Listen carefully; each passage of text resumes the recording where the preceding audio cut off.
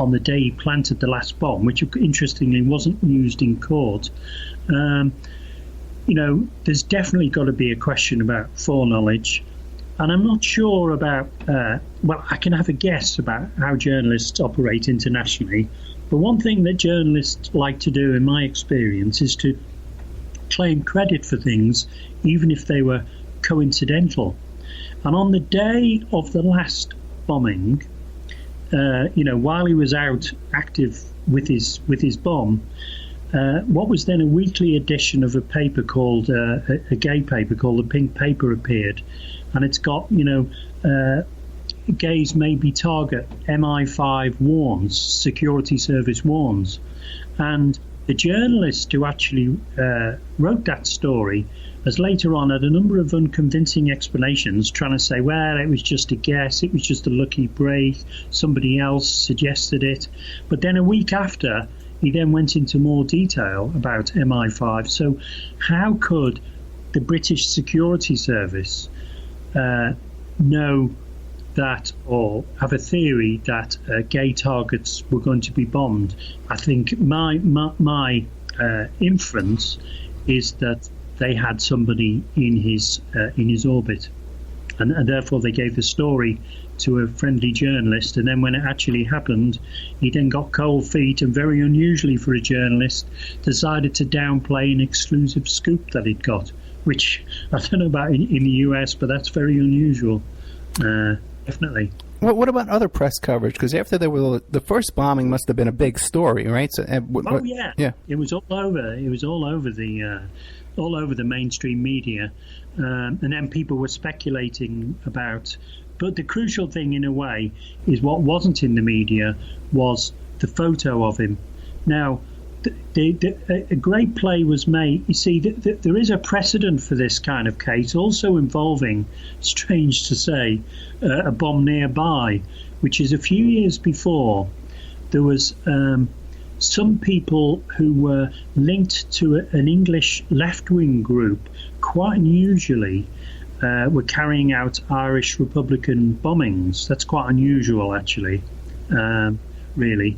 And one of the bombs, one members of the group, they planted a bomb at a famous Harrods department store in Oxford Street, which is quite near to Soho. Okay. And the footage of them planting the bomb in the bin outside the store was kept secret for 33 days until the police became really fed up about it, and they pushed the security services.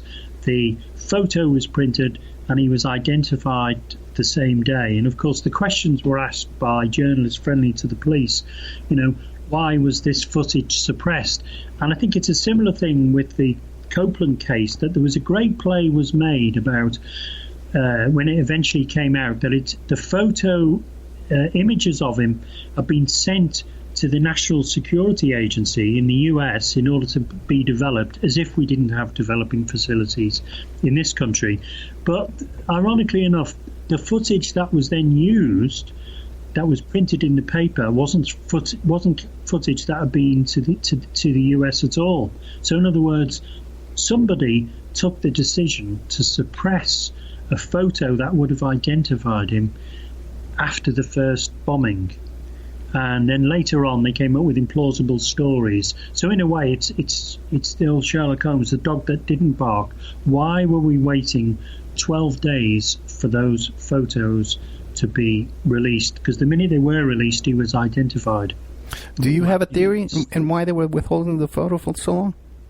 I think what you've got to think about is, if you work on the assumption, and it wasn't just David Northmore, the journalist from the Pink Paper, there was another ex-military commander who also issued a warning.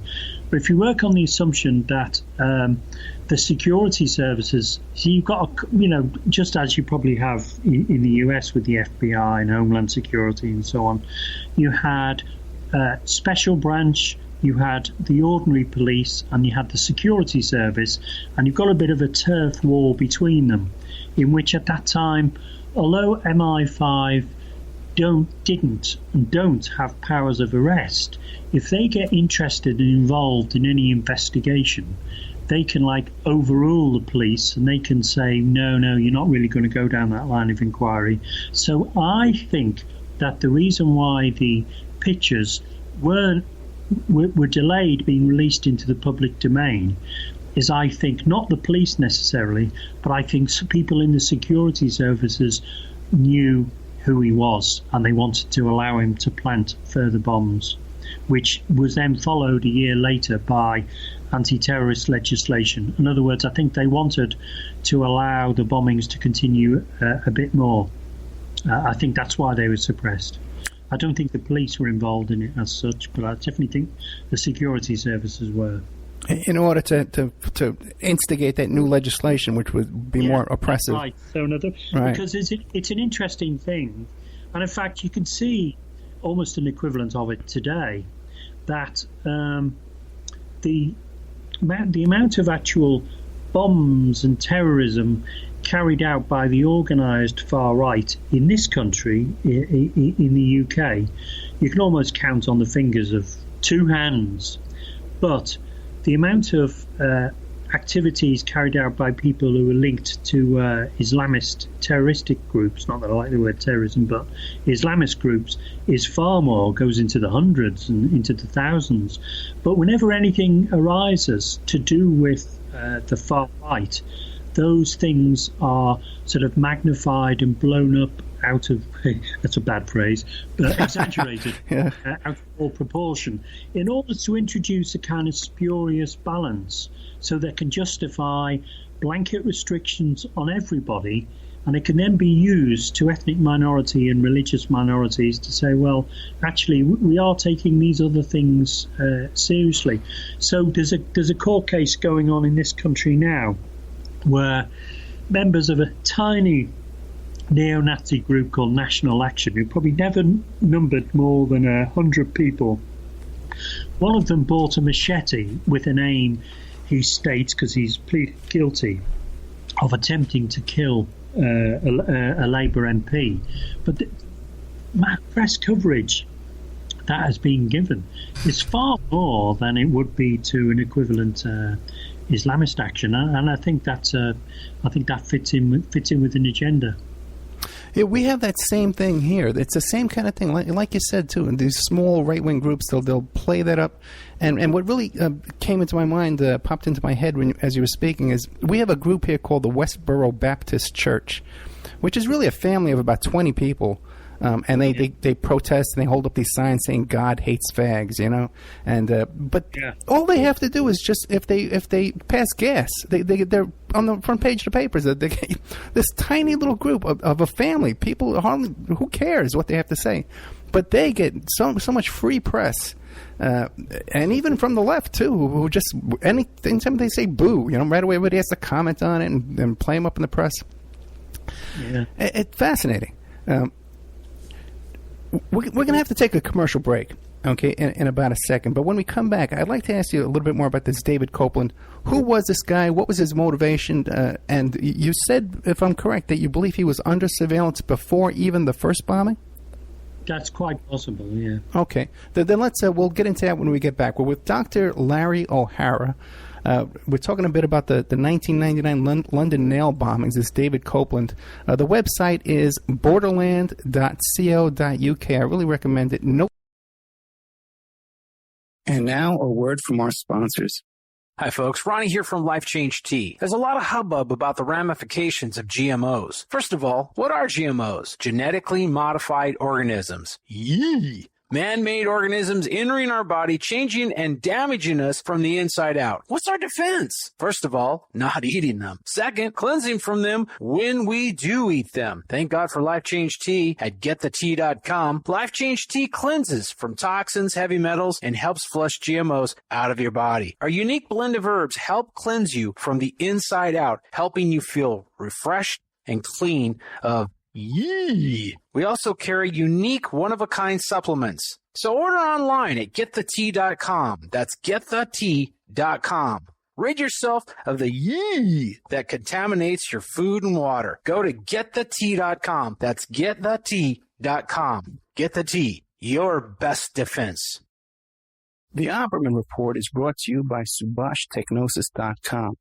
Subash Technosis is a search engine optimization and website design company. They're located in India, so you know you're going to save a lot of money and get top quality service. They offer all sorts of business process outsourcing, data entry, banking BPO services, recruitment process outsourcing, software testing, offshoring, research network, customer care, press release, content writing and distribution, and much, much more. Now, you can get a hold of Subash Technosis by email at info@subashtechnosis.com. Their website is www.subashtechnosis.com, and their Skype is ANUSHASUBASH.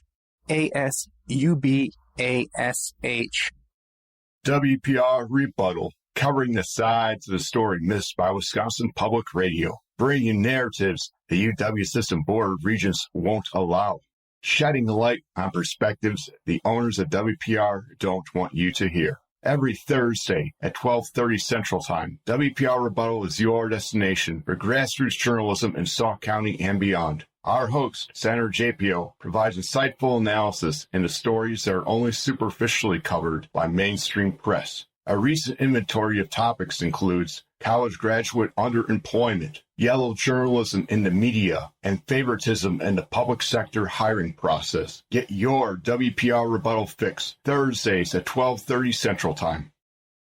Remember, all these shows on Awake are brought to you by emailrevealer.com.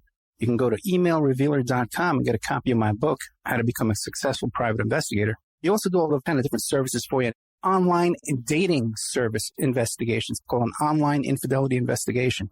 And that's where you give us your husband or your boyfriend, your girlfriend's email address, and we trace it back to their online dating websites, and we return a list of all the dating sites that email is registered to. We can expand on that investigation and trace it back to porn sites, escort service sites, swinger sites, gambling websites, and even prescription drug websites, and all kinds of digital forensics, computer and cell phone digital forensics, where we can recover deleted content from an email or a hard drive and produce a report for you that you can use in court. That's emailrevealer.com, or you can contact me at oppermaninvestigations@gmail.com. We all have questions. Did he do it or did he not? We all have opinions, but do we really know the truth? New evidence will now be presented and the ultimate answers will be revealed in the explosive documentary, Serpents Rising. Inspired by the bestseller Double Cross for Blood, an independent investigation of the trial of the century, the lies, the myths, and the concealed evidence. Don't miss Serpents Rising. This excellent documentary film is available at Serpents Rising at Vimeo Videos on demand. Watch it for $1.99.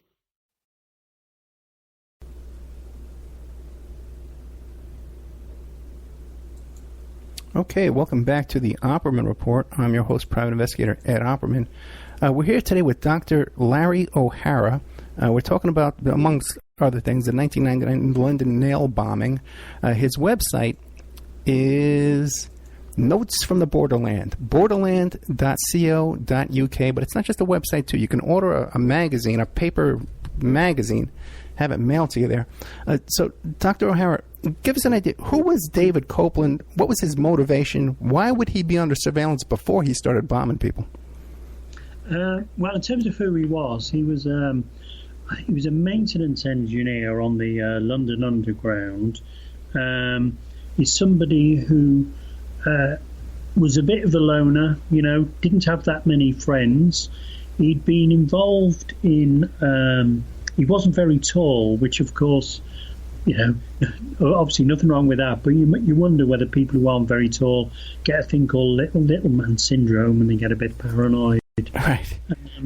And he was, had been attracted to, didn't seem to have many steady relationships. It was said of him at one point by somebody that he could barely even change a fuse. So the idea that somebody like that could actually construct nail bombs is without help is interesting. Now, his political trajectory is he'd been involved in what was then the major right-wing group, the British National Party, then led by somebody called John Tyndall, who I think visited the US quite a bit.